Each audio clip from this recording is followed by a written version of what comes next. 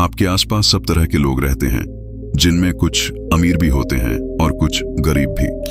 आपने देखा होगा आजकल गरीब इंसान भी दुखी रहता है, तो अमीर इंसान भी दुखी रहने लगा है। आज की कहानी के माध्यम से हम जानेंगे कि दुखी रहने का सबसे बड़ा कारण क्या है, जिसकी वजह से गरीब तो दुखी हैं ही, लेकिन अमीर भी दुखी रहता है। नमस्कार दोस्तों, हमारे YouTube चैनल में आपका दिल से स्वागत है। एक व्यक्ति था जिसके दो दोस्त थे। बहुत सालों के बाद वह उनसे मिलने जा रहा था।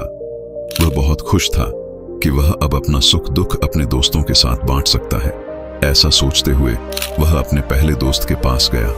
उसका पहला दोस्त बहुत ही गरीब था। वह उसे अपनी जिंदगी की समस्या बताने लगा। गरीब दोस्त बोला, अरे गरीबी बहुत बुरी चीज है। गरीबी के कारण तो जिंदगी जीना बहुत मुश्किल हो गया है। आज के वक्त में जिसके पास पैसा है वही खुश है। बिना पैसे के कोई किसी की इज्जत नहीं करता। गरीबों की जिंदगी तो कीड़े मकोड़े जैसी हो गई है। लगता है जैसे हम तो इस दुनिया में है ही नहीं। व्यक्ति को अपने दोस्त की बात सही लगी और वह सोचने लगा, ये सच ही तो कह रहा है। पैसों के बिना कैसे कोई अपनी जिंदगी खुशी से गुजर सकता है। बहुत बातें करने के बाद वह अपने दोस्त के घर से लौट आया। फिर वह अपने दूसरे दोस्त के घर पहुंचा। उसके घर को देखते ही वह सोचने लगा, यह तो बहुत अमीर हो गया है। उसने अपने दूसरे दोस्त से बातचीत शुरू की। व्यक्ति बोला, तुम्हारे पास तो बहुत पैसा आ गया है, तुम तो बहुत खुश रहते होंगे। अमीर दोस्त बोला, क्या बताऊं, मैं तो अपनी जिंदगी से बहुत परेशान हूं। पैसा तो है लेकिन खुद के लिए ही टाइम नहीं मिलता, और लोगों को लगता है इनके पास पैसा है तो सब ठीक है। अमीर बनना आसान है, लेकिन अमीर बने रहना बहुत मुश्किल होता है। इसीलिए पूरा समय काम में फंसा रहता हूं।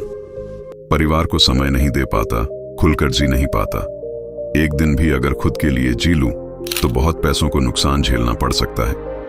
मैं बिल्कुल खुश नहीं हूं। कुछ समझ नहीं आता क्या करूं। अपने दूसरे दोस्त की बात सुनकर व्यक्ति बड़ी दुविधा में पड़ गया। उसने सोचा, जब पैसे वाला भी खुश नहीं है और जिसके पास कुछ नहीं है वह भी खुश नहीं है, तो मैं कौन से मार्ग पर चलूं जिससे कि मैं अपनी जिंदगी को खुशहाल बना सकूं। उसके अंदर एक दुविधा बन गई थी। वह अपनी दुविधा को दूर करना चाहता था। वह इस बात का जवाब ढूंढने के लिए एक संत के पास पहुंचा। संत के पास पहुंचकर उसने उनको प्रणाम किया और बोला, गुरुजी, मेरे भीतर कई दिनों से एक दुविधा है। संत बोले, किस प्रकार की दुविधा? व्यक्ति बोला, गुरुजी, मेरी दुविधा यह है कि मेरे दो मित्र हैं और मैंने दोनों की जिंदगियों को बारीकी से देखा है। मेरे एक मित्र के पास धन की कमी है। वह हमेशा धन की कामना करता है और दुखी रहता है। मेरे दूसरे मित्र के पास अत्यधिक धन है, लेकिन धन होने के बावजूद भी वह दुखी रहता है। तो मुझे समझ नहीं आ रहा है कि मुझे धन की कामना करनी चाहिए या नहीं। संत बोले, तुम्हें धन क्यों चाहिए? व्यक्ति बोला, जीवन को आसान और सुखी बनाने के लिए धन की आवश्यकता है। गरीबों की मदद करने के लिए अमीर बनना है मुझे। संत बोले, तुम्हारा उद्देश्य सही है, लेकिन अक्सर लोग सिर्फ दिखावा करने के लिए अमीर बनते हैं। बड़ा घर, बड़ी गाड़ी, ये सब दिखावा ही तो है, और यह दिखावा हमेशा बना रहे, इसीलिए दिन रात धन के पीछे भागते रहते हैं। ऐसे लोग ना परिवार को समय दे पाते हैं, ना ही इस खूबसूरत जीवन को जी पाते हैं। इसीलिए अमीर इंसान हमेशा दुखी रहता है। व्यक्ति बोला, तो क्या धन कमाना गलत है? संत बोले, धन कमाना गलत नहीं, लेकिन धन कमाने का उद्देश्य क्या है, ये सबसे महत्वपूर्ण है। व्यक्ति को जीवन चलाने के लिए धन की आवश्यकता होती है, इसलिए धन तो तुम्हें कमाना ही होगा, लेकिन महत्वपूर्ण ये है कि तुम धन का उपयोग दिखावा करने के लिए करते हो या अपनी आवश्यकताओं की पूर्ति करने के लिए करते हो। धन का उपयोग फिजूल खर्चे के लिए करते हो या लोगों की मदद करने के लिए करते हो। व्यक्ति बोला, तो गरीब इंसान दुखी क्यों रहता है? संत बोले, गरीब इंसान हमेशा इस भ्रम में रहता है कि जिसके पास अत्यधिक धन है, सिर्फ वही लोग खुश और सुखी हैं, और वह चाहता है कि उसके पास भी उतना ही पैसा, बड़ा घर, बड़ी गाड़ी होनी चाहिए जितना कि अमीर लोगों के पास है।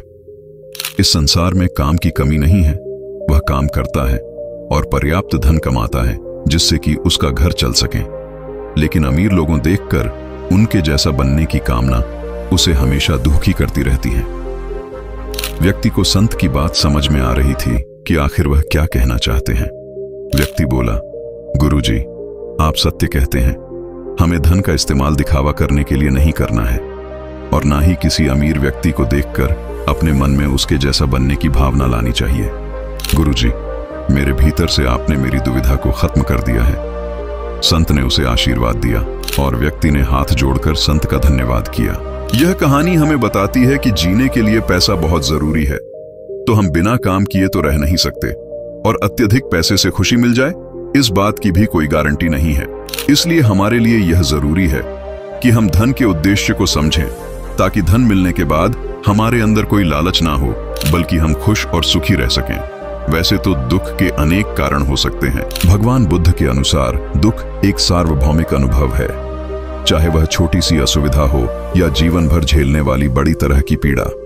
बुद्ध की दुख की शिक्षाओं, दुख के विभिन्न प्रकारों और बुद्ध के 4 आर्य सत्यों के माध्यम से मुक्ति पाने के तरीके को सीखने के माध्यम से हम दुख की सच्चाई को समझने और उन दर्दनाक चक्रों से छुटकारा पाने की उम्मीद कर सकते हैं जिनमें हम खुद को पाते हैं। दुख को अक्सर गंभीर या बड़ी परिस्थितियों से जोड़ा जाता है, जबकि दुख शब्द का मतलब पूरी तरह से दुख से है।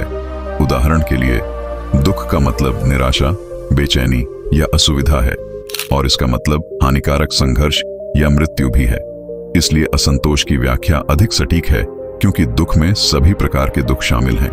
दुख की 7 अवस्थाएं क्या हैं? दुख के अनेक रूपों को समाहित करता है तथा मानवीय अनुभवों की एक श्रृंखला को समाहित करता है। नंबर 1, जन्म। जन्म दुख के प्रकारों में से एक है, क्योंकि दुख जन्म की प्रक्रिया से लेकर अस्तित्व के चक्र में मनुष्य के प्रवेश तक दुख और चुनौतियों का सामना करना पड़ता है, जिसमें दुख की पूरी संभावना होती है।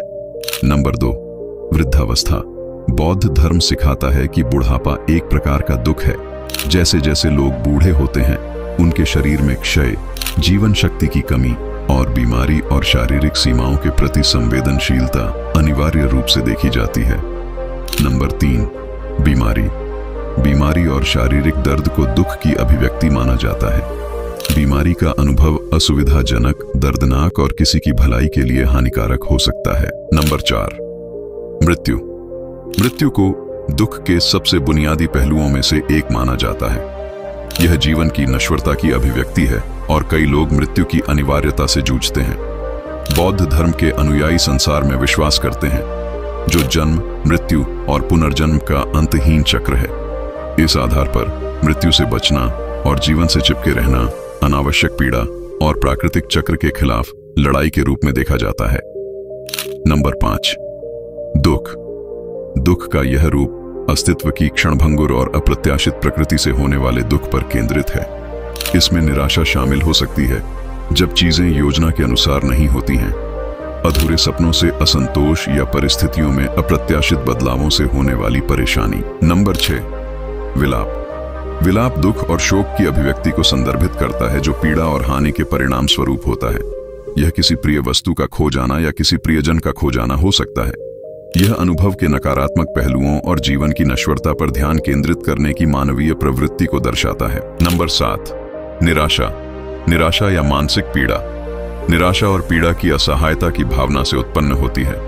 यह उन चुनौतियों को दर्शाता है जिनका सामना व्यक्ति विपरीत परिस्थितियों से निपटने में करता है।